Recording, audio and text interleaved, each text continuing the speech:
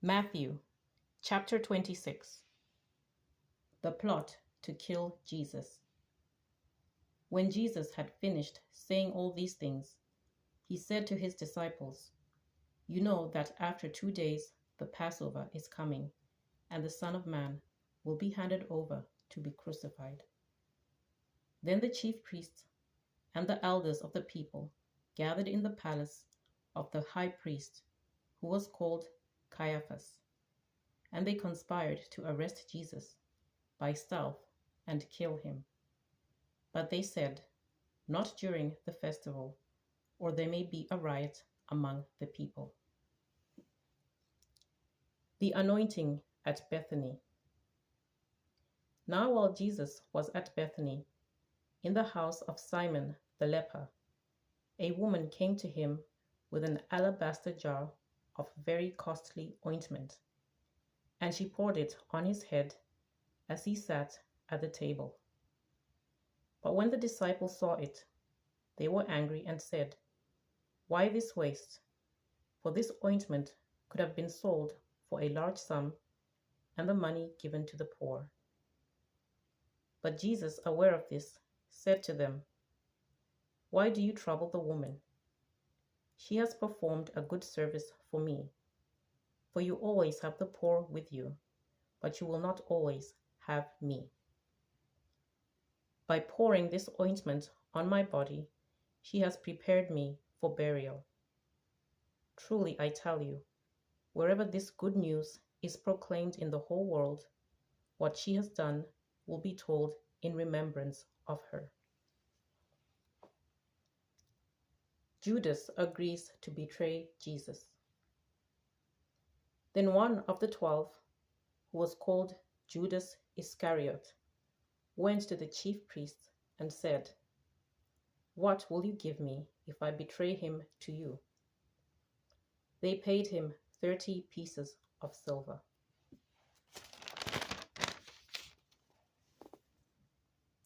And from that moment he began to look for an opportunity to betray him. The Passover with the disciples. On the first day of unleavened bread, the disciples came to Jesus, saying, "Where do you want us to make the preparations for you to eat the Passover?" He said, "Go into the city to a certain man and say to him, 'The teacher says, my time is near. I will keep the Passover at your house with my disciples.'" So the disciples did as Jesus had directed them, and they prepared the Passover meal.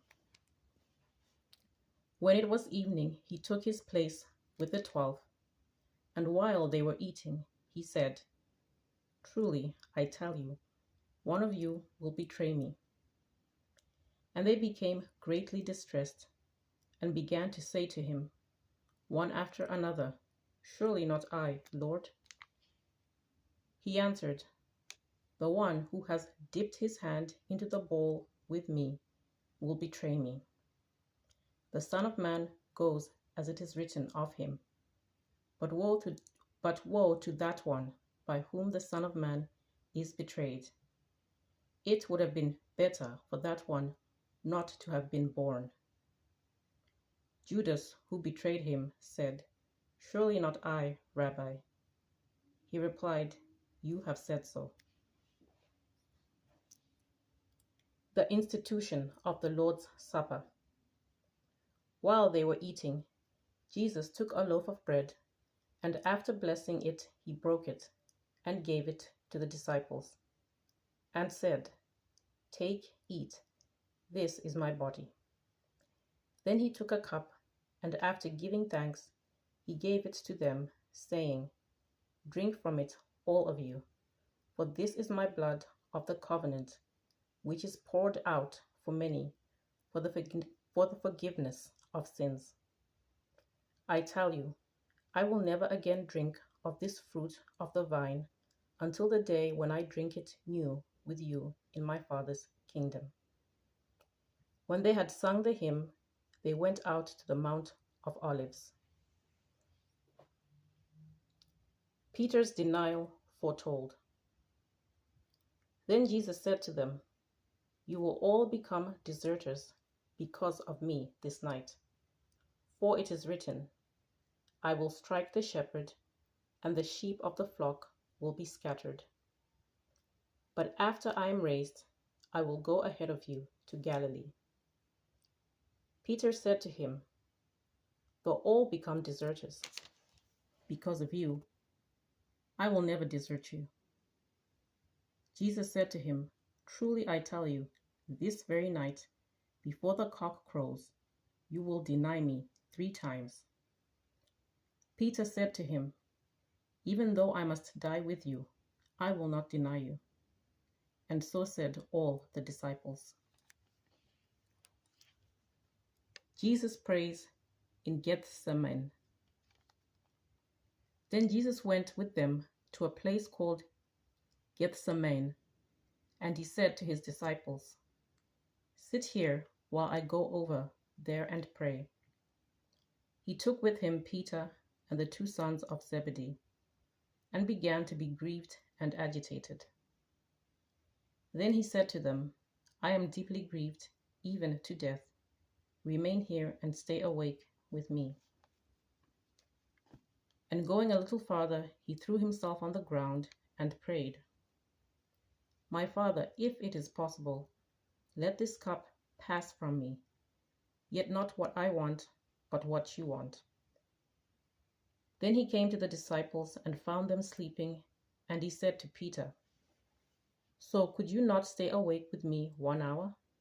Stay awake and pray that you may not come into the time of trial. The spirit indeed is willing, but the flesh is weak."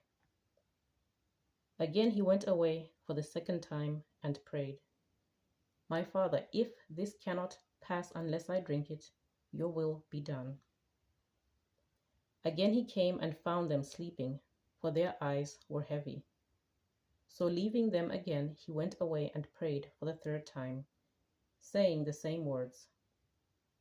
Then he came to the disciples and said to them, "Are you still sleeping and taking your rest? See, the hour is at hand, and the Son of Man is betrayed into the hands of sinners. Get up, let us be going. See, my betrayer is at hand." The betrayal and arrest of Jesus. While he was still speaking, Judas, one of the 12, arrived. With him was a large crowd, with swords and clubs, from the chief priests and the elders of the people. Now the betrayer had given them a sign, saying, the one I will kiss is the man, arrest him." At once he came up to Jesus and said, "Greetings, Rabbi," and kissed him. Jesus said to him, "Friend, do what you are here to do." Then they came and laid hands on Jesus and arrested him. Suddenly one of those with Jesus put his hand on his sword, drew it, and struck the slave of the high priest, cutting off his ear. Then Jesus said to him, "Put your sword back into its place, for all who take the sword will perish by the sword. Do you think that I cannot appeal to my Father, and he will at once send me more than 12 legions of angels? But how then would the scriptures be fulfilled, which say it must happen in this way?" At that hour Jesus said to the crowds, "Have you come out with swords and clubs to arrest me as though I were a bandit? Day after day I sat in the temple teaching, and you did not arrest me. But all this has taken place so that the scriptures of the prophets may be fulfilled." Then all the disciples deserted him and fled. Jesus before the high priest. Those who had arrested Jesus took him to Caiaphas, the high priest, in whose house the scribes and the elders had gathered.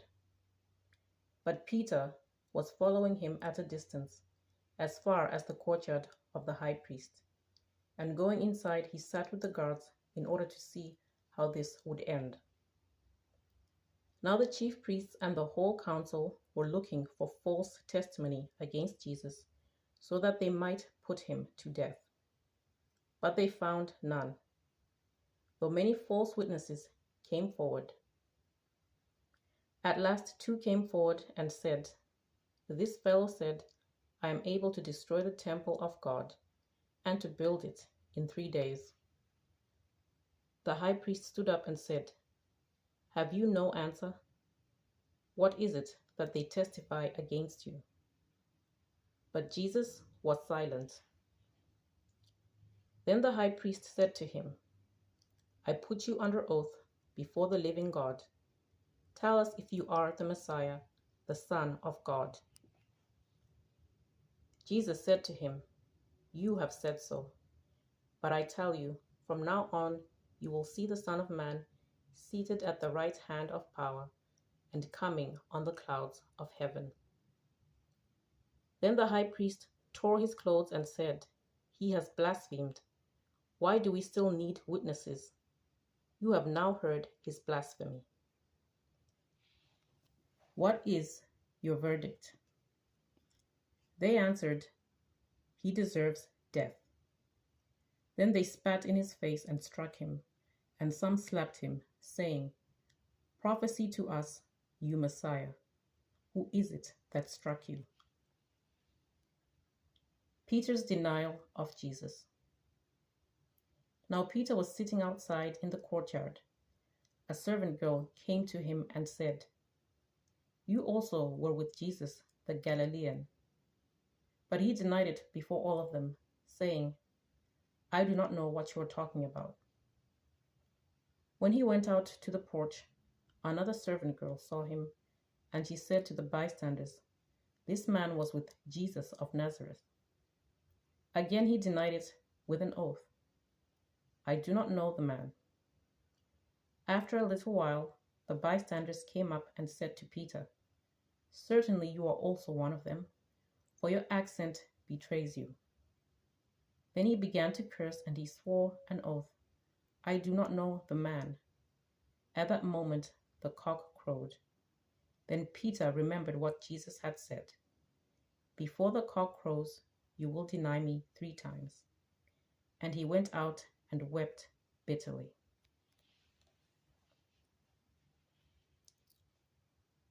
Chapter 27. Jesus brought before Pilate. When morning came, all the chief priests and the elders of the people conferred together against Jesus in order to bring about his death. They bound him, led him away, and handed him over to Pilate, the governor. The suicide of Judas. When Judas, his betrayer, saw that Jesus was condemned, he repented and brought back the 30 pieces of silver to the chief priests and the elders. He said, "I have sinned by betraying innocent blood." But they said, "What is that to us? See to it yourself." Throwing down the pieces of silver in the temple, he departed, and he went and hanged himself. But the chief priests, taking the pieces of silver, said, "It is not lawful to put them into the treasury, since they are blood money." After conferring together, they used them to buy the potter's field as a place to bury foreigners. For this reason, that field has been called the Field of Blood to this day. Then was fulfilled what had been spoken through the prophet Jeremiah.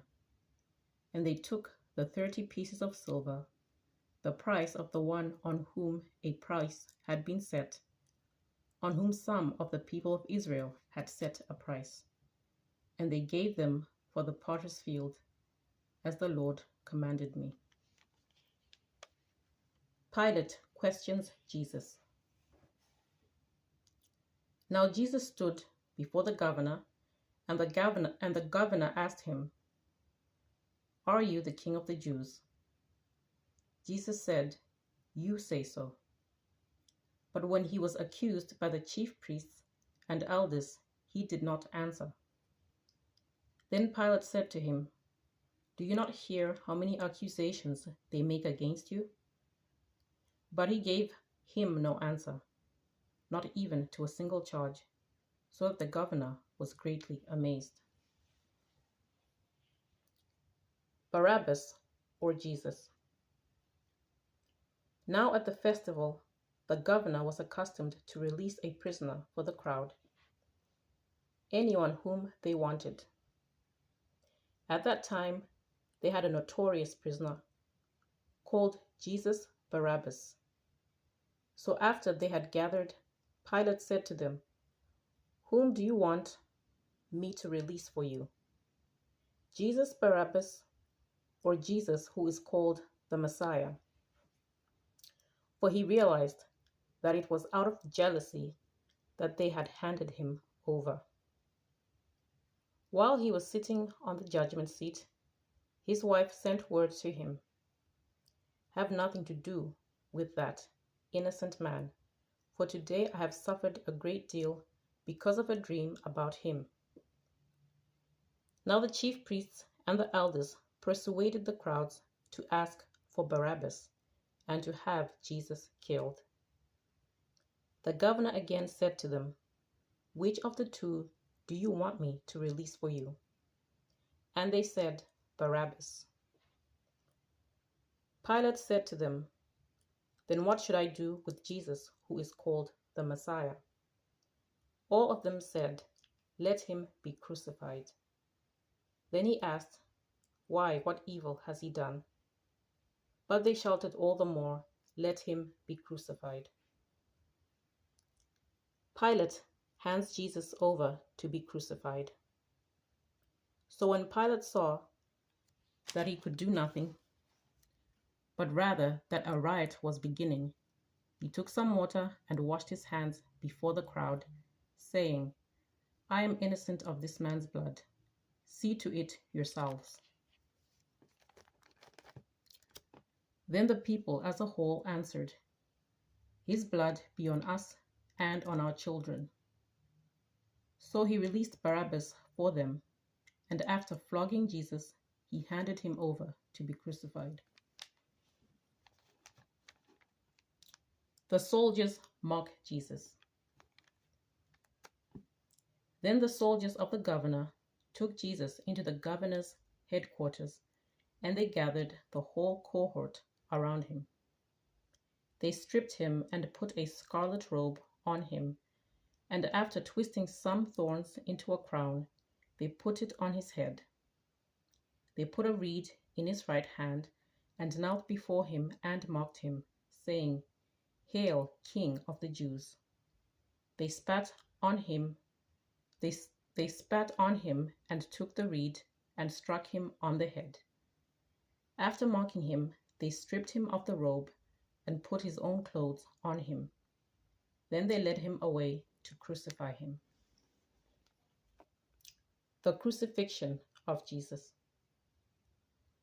As they went out, they came upon a man from Cyrene named Simon. They compelled this man to carry his cross. And when they came to a place called Golgotha, which means place of a skull, they offered him wine to drink, mixed with gall. But when he tasted it, he would not drink it. He would not drink it. And when they had crucified him, they divided his clothes among themselves by casting lots. Then they sat down there and kept watch over him. Over his head they put the charge against him, which read, "This is Jesus, the King of the Jews." Then 2 bandits were crucified with him, one on his right and one on his left. Those who passed by derided him, shaking their heads and saying, "You who would destroy the temple and build it in 3 days, save yourself. If you are the Son of God, come down from the cross." In the same way, the chief priests also, along with the scribes and elders, were mocking him, saying, He saved others. He cannot save himself. He is the King of Israel. Let him come down from the cross now, and we will believe in him. He trusts in God. Let God deliver him now, if he wants to, for he said, I am God's son. The bandits who were crucified with him, also taunted him in the same way. The death of Jesus. From noon on, darkness came over the whole land until 3 in the afternoon. And about 3 o'clock, Jesus cried with a loud voice, Eli, Eli, lema sabachthani. That is, my God, why have you forsaken me? When some of the bystanders heard it, they said, This man is calling for Elijah. At once, one of them ran and got a sponge, filled it with sour wine, put it on a stick, and gave it to him to drink. But the others said, Wait, let us see whether Elijah will come to save him. Then Jesus cried again with a loud voice and breathed his last. At that moment, the curtain of the temple was torn in two, from top to bottom. The earth shook and the rocks were split. The tombs also were opened, and many bodies of the saints who had fallen asleep were raised. After his resurrection, they came out of the tombs and entered the holy city and appeared to many. Now when the centurion and those with him who were keeping watch over Jesus saw the earthquake and what took place, they were terrified and said, Truly, this man was God's son. Many women were also there, looking on from a distance. They had followed Jesus from Galilee and had provided for him. Among them were Mary Magdalene, and Mary the mother of James and Joseph, and the mother of the sons of Zebedee. The burial of Jesus. When it was evening, there came a rich man from Arimathea, named Joseph, who was also a disciple of Jesus. He went to Pilate and asked for the body of Jesus. Then Pilate ordered it to be given to him. So Joseph took the body and wrapped it in a clean linen cloth and laid it in his own new tomb, which he had hewn in the rock. He then rolled a great stone to the door of the tomb and went away. Mary Magdalene and the other Mary were there, sitting opposite the tomb. The guard at the tomb. The next day, that is, after the day of preparation, the chief priests and the Pharisees gathered before Pilate and said, Sir, we remember what that impostor said while he was still alive. After 3 days, I will rise again. Therefore command the tomb to be made secure until the 3rd day. Otherwise his disciples may go and steal him away and tell the people, he has been raised from the dead. And the last deception would be worse than the first. Pilate said to them, You have a guard of soldiers. Go, make it as secure as you can. So they went with the guard and made the tomb secure by sealing the stone.